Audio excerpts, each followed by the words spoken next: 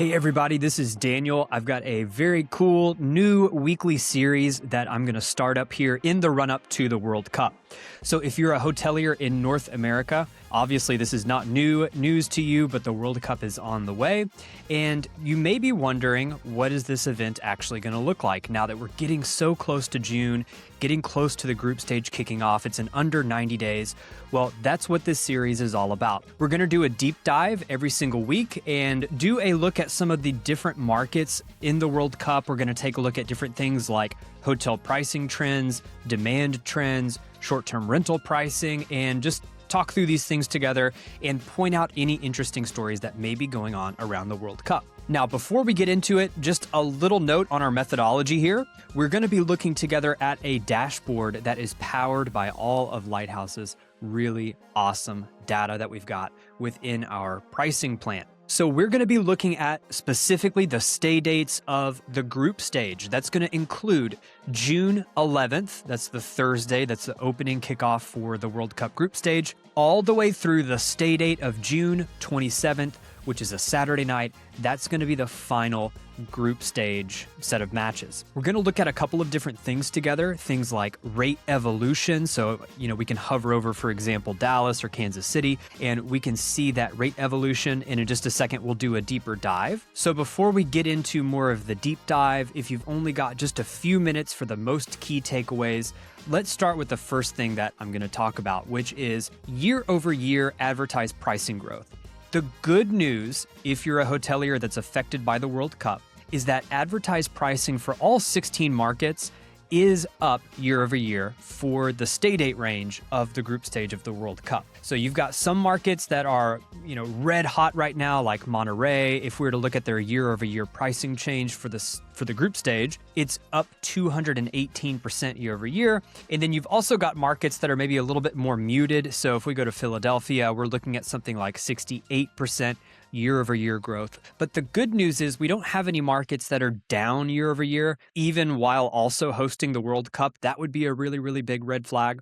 But what we are seeing in the data that is somewhat of a negative is the vast majority of these host cities are starting to come down. So if we toggle this to our rate evolution chart and we hover over the various different host cities of the World Cup, this little pop-out widget that you see here, that chart that in a lot of cases is dipping as it goes from left to right, that is the advertised rate evolution for all stay dates of the group stage. So this is dropping for most markets. There's one or two big exceptions, which we'll get to later, which hint are in Mexico. But for the most part, the vast majority of markets are coming down.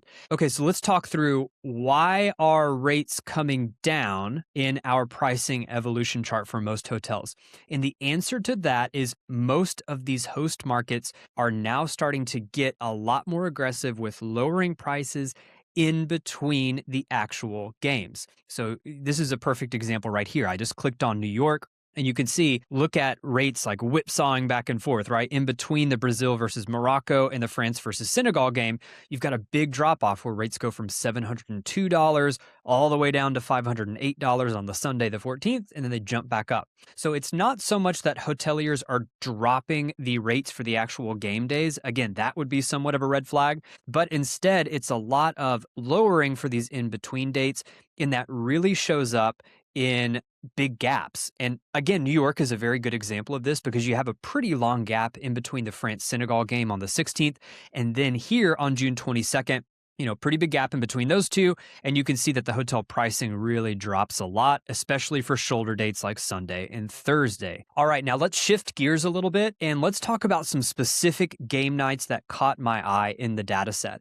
These are going to be some of the fun games that are either unexpectedly outperforming my expectations or they've got some kind of narrative behind them that's making them really fun to look at in the data.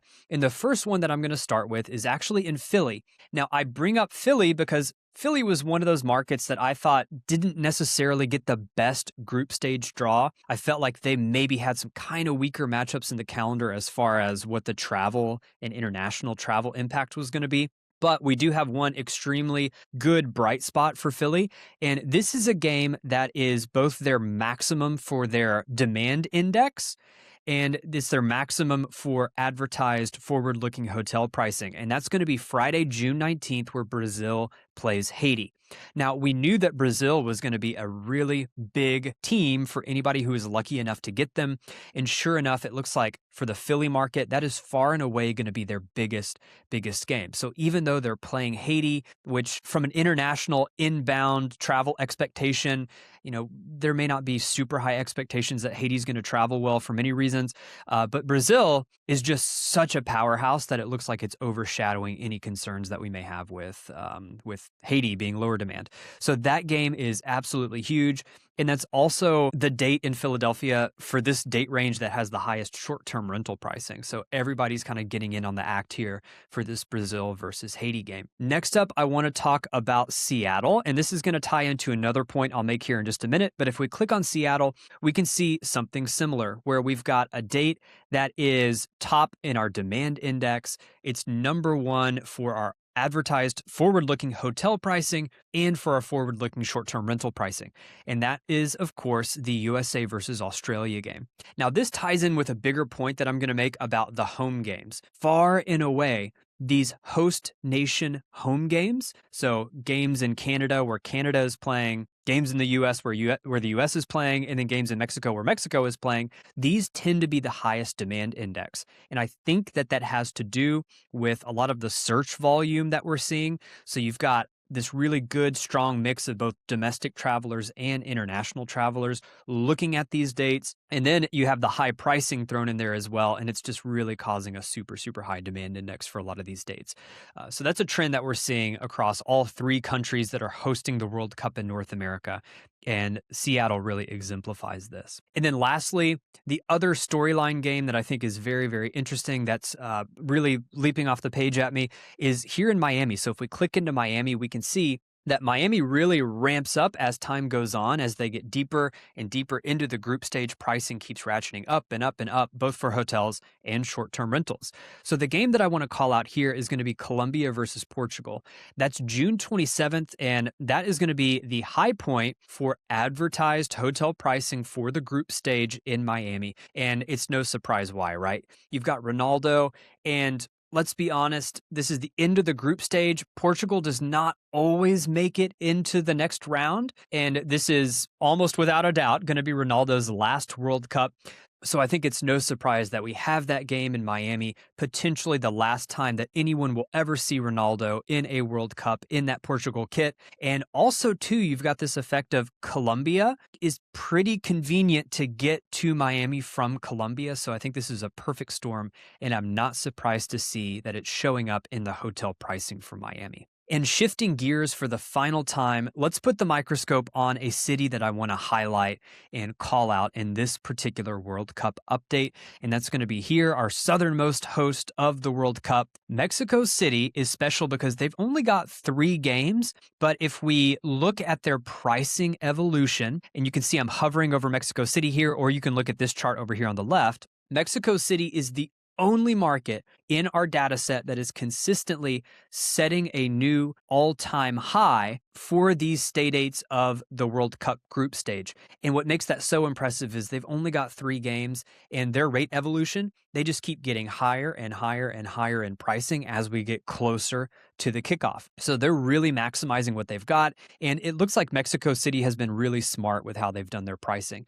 This is admittedly a very large sample size. This is hundreds and hundreds and hundreds of hotels, but in unison, they're all pricing pretty logically. You can see that they're really, they're lowering rates in between the games. They've got these big weights in between these different matches. So they're not just blindly pushing their rate up to $1,000 and just blanketing that across the entire 2.5 week date range here.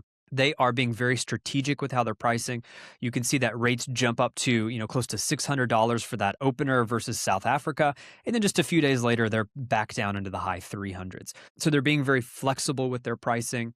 And the demand index, like we talked about earlier, those Mexico home games, these are the really high demand index, high demand impact games that we have here. So that opener, Mexico City versus South Africa, is extremely strong. But I like to call out Mexico City City, and to a lesser extent as well, you've also got Guadalajara that's showing some promise. They've been pushing rates for the group stage over the past couple of dates as well, and they're maximizing with fewer games. So none of the Mexican host cities have 5 games like LA or Dallas or San Francisco. So they're doing a really good job of maximizing the 3 or 4 games that they're getting there in Guadalajara, Monterrey, and Mexico City. So overall, little round of applause for Mexico City. Very strong data trends that we're seeing from that particular market. But overall, if you're worried about the World Cup or you have concerns with performance, I would say that this is still going to be a really fantastic, really strong event for all of these host cities in North America.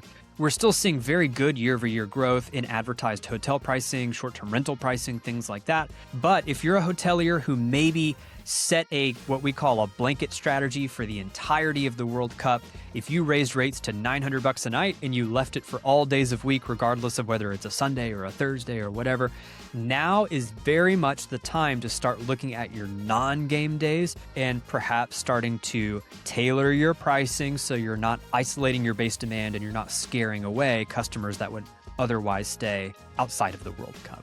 So these are the takeaways this week. Next week, we're going to hit you with another brand new episode of this World Cup update.